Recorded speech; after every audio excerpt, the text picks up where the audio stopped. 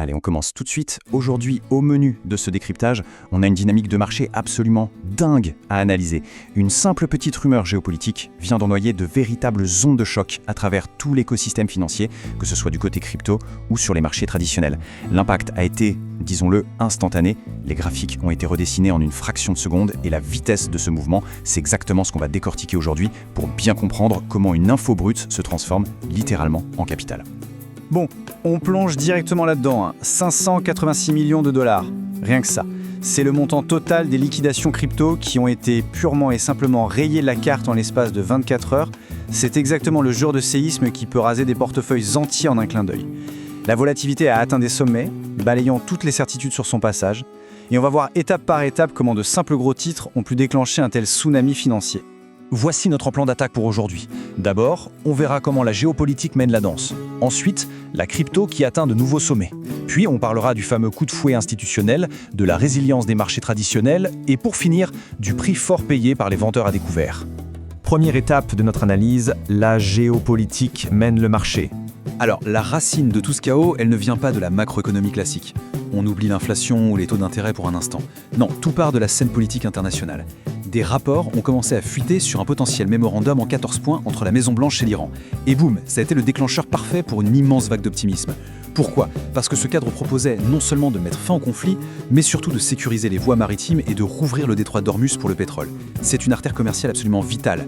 L'idée même de pacifier cette zone, ça suffit pour injecter un enthousiasme massif et immédiat dans tous les carnets d'ordre mondiaux. Mais on le sait, sur les marchés, le sentiment, ça peut basculer en un quart de seconde. Et c'est là qu'intervient cette publication de Donald Trump sur Truth Social.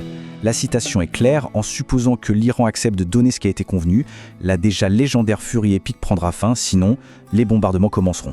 Si on regarde ça froidement comme une simple donnée de marché, ça explique parfaitement pourquoi l'optimisme du début s'est évaporé aussi vite. Cet avertissement politique hyper précis a mis un coup de froid général en rappelant que la conclusion de cet accord, en fait, ne tenait qu'à un fil. Numéro 2, la crypto atteint de nouveaux sommets.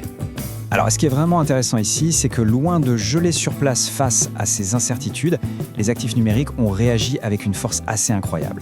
Le chiffre magique du jour, c'est 82 820 $. Le Bitcoin ne s'est pas contenté de repasser la barre symbolique des 80 000 $ pour la première fois depuis plus de 3 mois.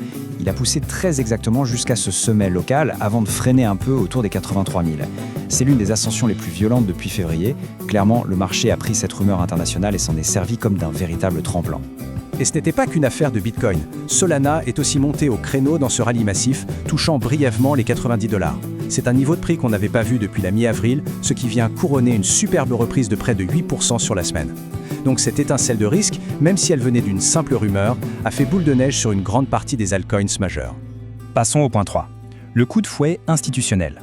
C'est là que la mécanique des gros portefeuilles devient fascinante. La réaction des géants institutionnels face à ces montagnes russes, c'est du jamais vu. Si on regarde les données de CoinShare, le contraste est saisissant pour ne pas dire brutal. Du lundi au jeudi, c'est la panique, avec une véritable hémorragie. 619 millions de dollars qui sortent du marché. Et puis, vendredi arrive. Et là, c'est le retournement de situation absolu avec un afflux colossal de 737 millions de dollars en une seule journée. Un seul jour qui vient littéralement effacer 4 jours de saignement. C'est l'un des plus gros flux journaliers qu'on ait enregistré en 2026 et ça montre à quelle vitesse hallucinante l'appétit pour le risque peut se réveiller chez les institutionnels. Mais, et c'est un détail crucial qu'il ne faut pas rater, malgré ce changement de cap ultra violent et ces flux de capitaux d'une journée à l'autre, le total des actifs sous gestion est resté étonnamment stable. On parle de 155 milliards de dollars qui n'ont quasiment pas bougé. En gros, ça a secoué très fort à la surface, mais les fondations macro-institutionnelles, elles, n'ont pas tremblé une seconde. Ce qui nous amène à la partie 4. Les marchés traditionnels restent résilients. Parce que oui, c'est indispensable de regarder comment la finance classique a encaissé exactement la même tempête géopolitique. Les données de la lettre de Comicis sont sans appel. Les marchés traditionnels ont royalement ignoré toute cette incertitude. Le S&P 500 a tranquillement cassé la barre historique des 7350 points.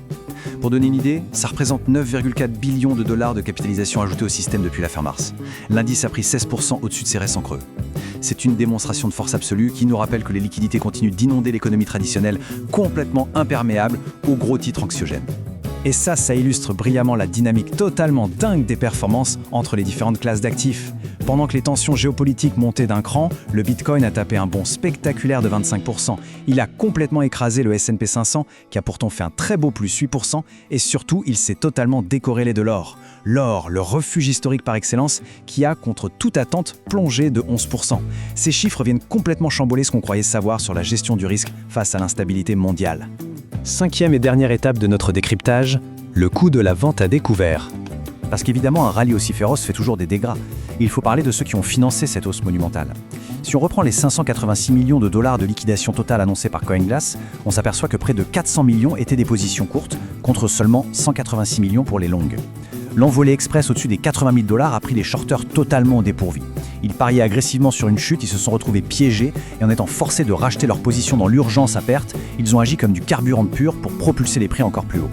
L'ironie du sort, Et à l'échelle humaine, les proportions donnent le vertige.